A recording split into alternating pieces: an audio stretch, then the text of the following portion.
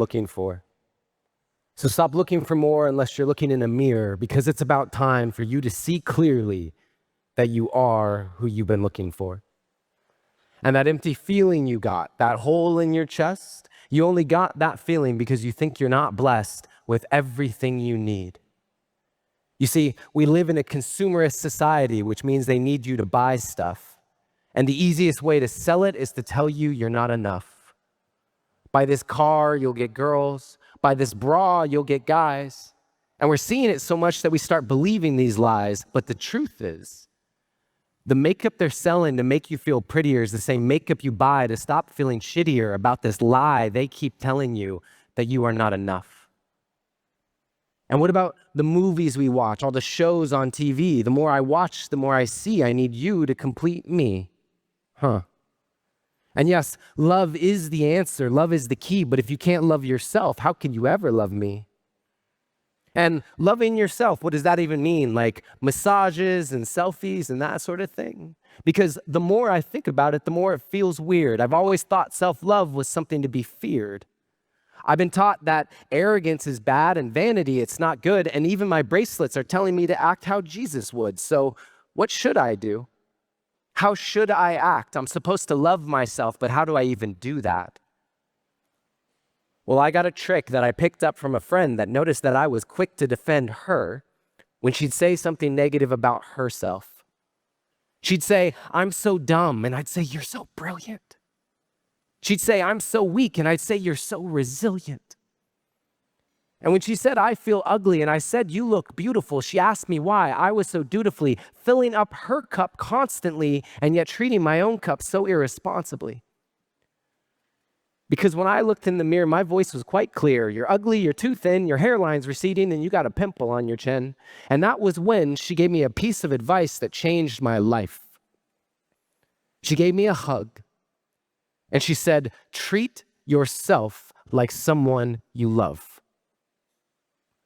Treat yourself like someone you love.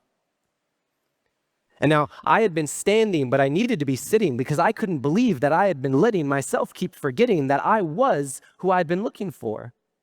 And deep in my core, I knew it was time to stop looking for more until I could look through all my fear and look into a mirror and see clearly that the man looking back at me is the only one who can make me happy, and I am already enough. And I'm not any more special or unique than you. That's why I'm here to speak to you. You are already enough. And when you start to see that, you will start to be that. Your world will get brighter, your load will get lighter, and you can see that with life, you can be a lover, not a fighter. And that life, you deserve it because you are worth it. And there's no point in letting yourself keep forgetting, because no matter what you say or do, you are perfect. And so today, I hope I leave you with a direction correction away from the flaws you see in your reflection. They aren't flaws to me. They are simply protection against all the doubts you have of your perfection. So start today. Take a good long look in the mirror and say, "I am who I've been looking for."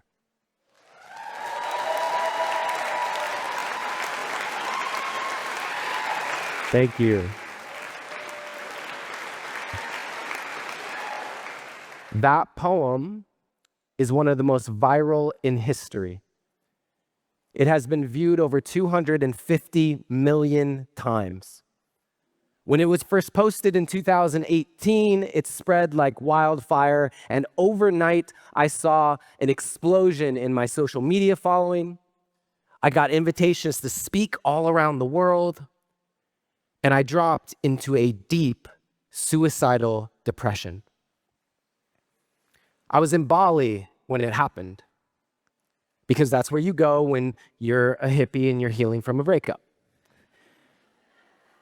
Tropical weather, great food, beautiful sunsets. And one morning I turn on my phone and I immediately notice that something's different.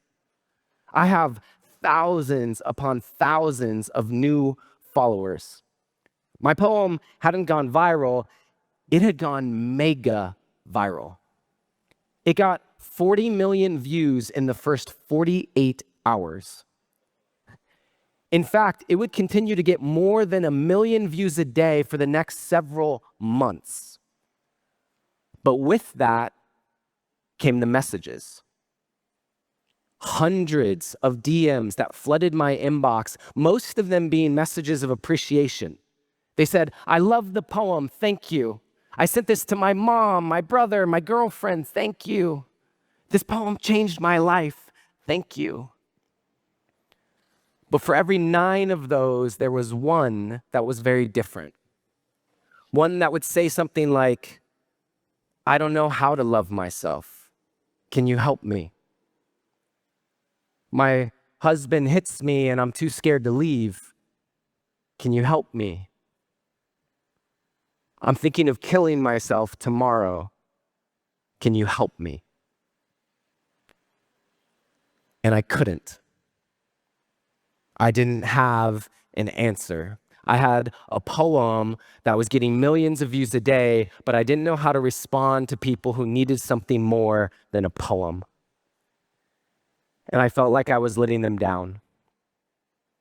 I felt like a fraud. I felt so much shame and guilt that my body began to break down until eventually I found myself one day locked away in a dark hotel room, feverish, shivering, covered in sweat, unable to open the curtains because any amount of light was excruciatingly painful to my eyes and my head.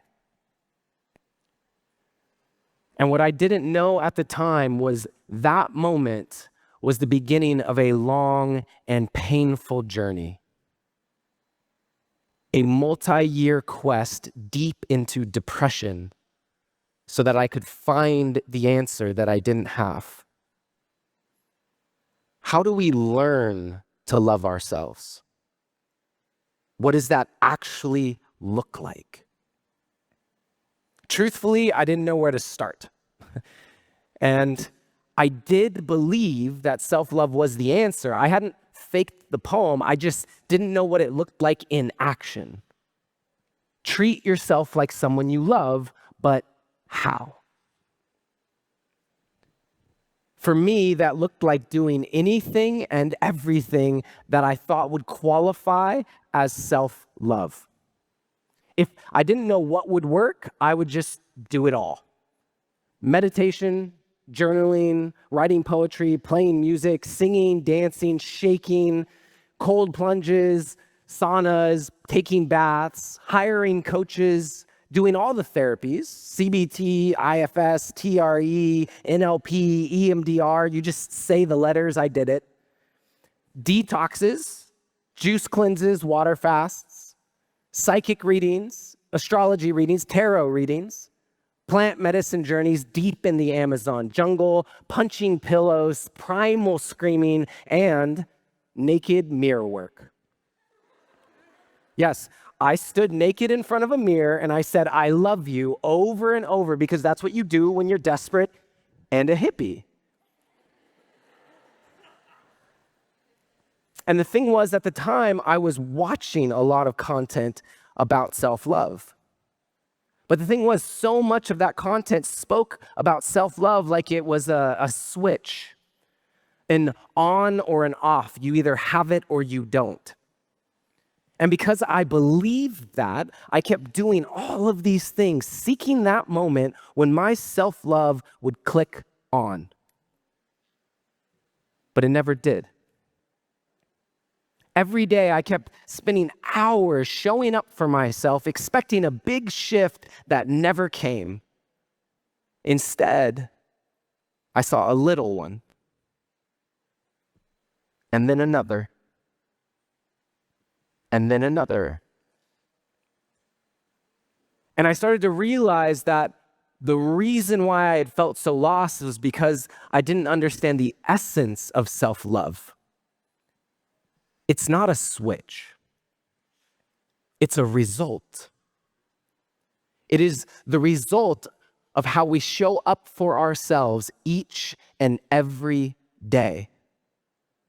Self-love is the byproduct of your relationship with yourself.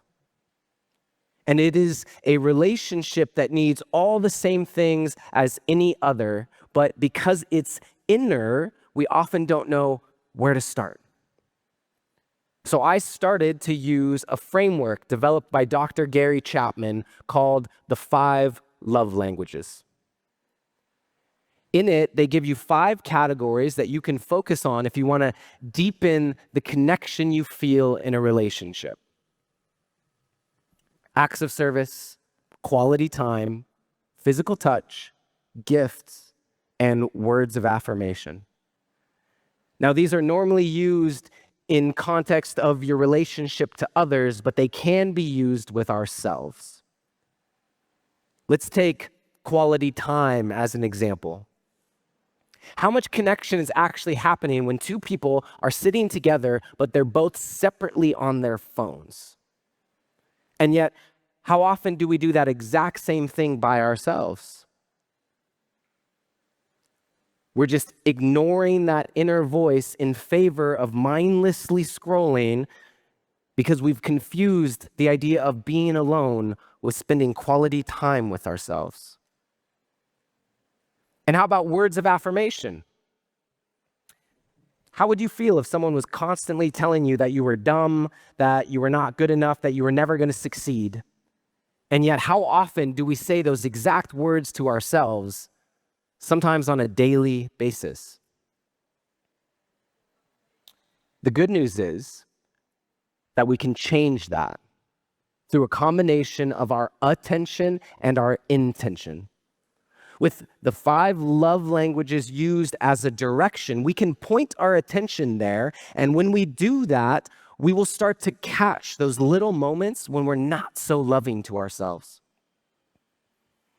And when you combine that new awareness with the intention to love yourself more deeply, you will start to unlock new choices that you previously couldn't see. Ways that you can actually strengthen that relationship to yourself and love yourself more deeply. And when you start to make those new choices, you will unlock the next clues that the universe is leaving you on how to achieve your intention. Yes, even if we don't like it, the universe is always giving us our next step. Sometimes that next step can be very, very scary, like leaving a toxic relationship, quitting our job, or starting therapy.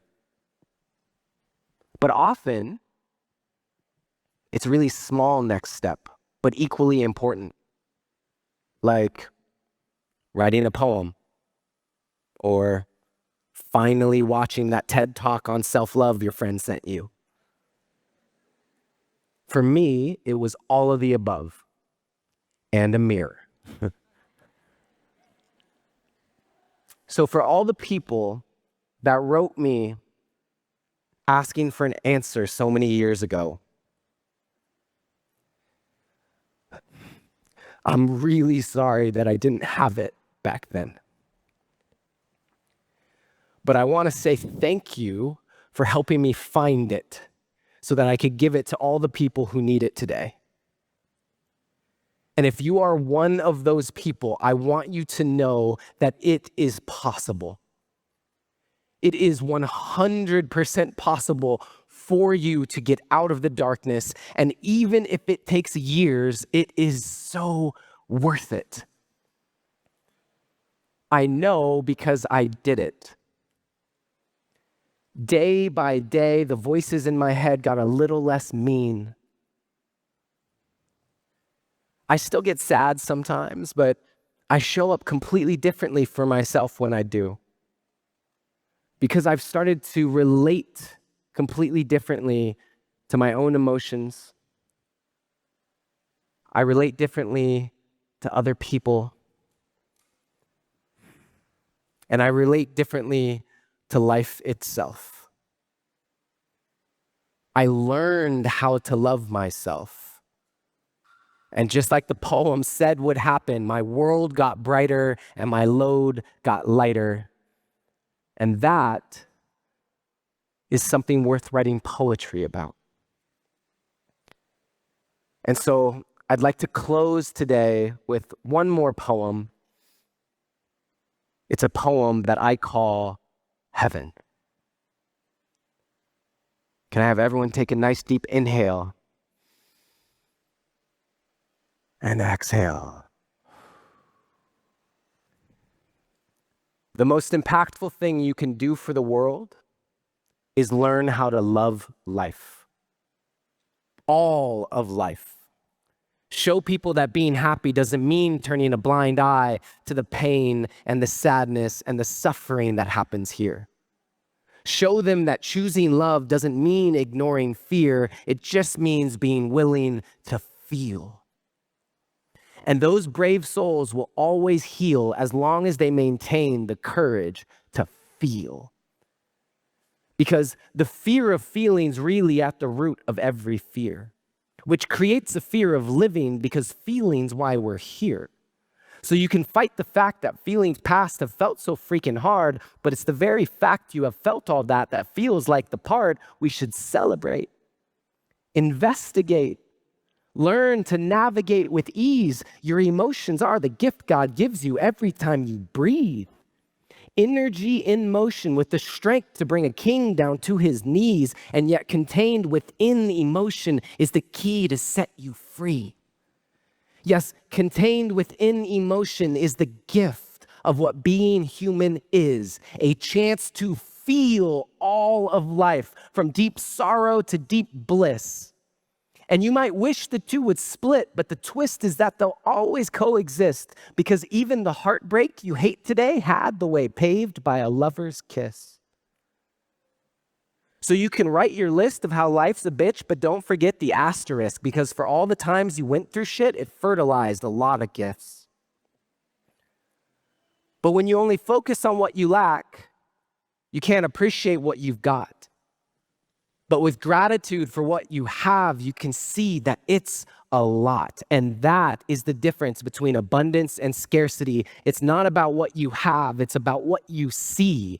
So the next time you forget how blessed you be, take a moment and focus on the next breath you breathe. The next time you forget how blessed you be, take a moment and focus on the next breath you breathe. And notice, you're right here with me. A miracle, a great mystery. Out of hundreds of trillions of stars and hundreds of billions of galaxies, somehow, some way, you're here today with me, and we all breathe on a spinning sphere of chemicals, spiraling through the universe. You were once one of 200 million sperm. You just happened to get there first. So how could you ever say you're cursed? You've been blessed since before your birth, and you might not think you have it best, but it could definitely be worse. And if you don't believe that yet, go tell the deaf what you just heard. If you don't like what you see, go tell the blind how much it hurts. On your hardest day, when you really want to walk away, go tell the paraplegic how it's unfair. Share how you want to run from all your problems while he's pushed everywhere in a chair. And I'm not saying that life is fair or that it's easy. We all go through a lot. But as you walk through the valley of the shadow of death, don't lose gratitude for the fact that you walk. Celebrate the fact that you can dance and sing. Embrace the abundance in the very act when you talk. Because when you can spot abundance in the simplest things, that's when more abundance unlocks. The simplest things. Taste and touch and breath and smell. Did you know there are people with something called anosmia, which means their sense of smell is completely lost. So while they literally can't smell the roses, do you want to complain you don't have the time to stop? Because this life is the only one that you've got. And there are people who would trade places with you without a second thought. So no matter how many tears, heartbreaks, or bad days you pay, the cemetery is full of souls that know living is worth the cost. Don't wait till it's too late to learn that lesson. Living is worth the cost. But make no mistake, being alive is not the same thing as living. Just like throwing something away is not the same thing as giving. So if you haven't yet found your love of life, I suggest you keep on digging and allow yourself to feel your way through all the hurt and all the rage. And as you feel, allow yourself to finally turn the page. That's how we heal. And it might hurt like hell, but you'll have shown us we'll be okay to feel it all and still love life. That's heaven. And you'll have helped pave the way. That's heaven. Can you feel it? Heaven is here today.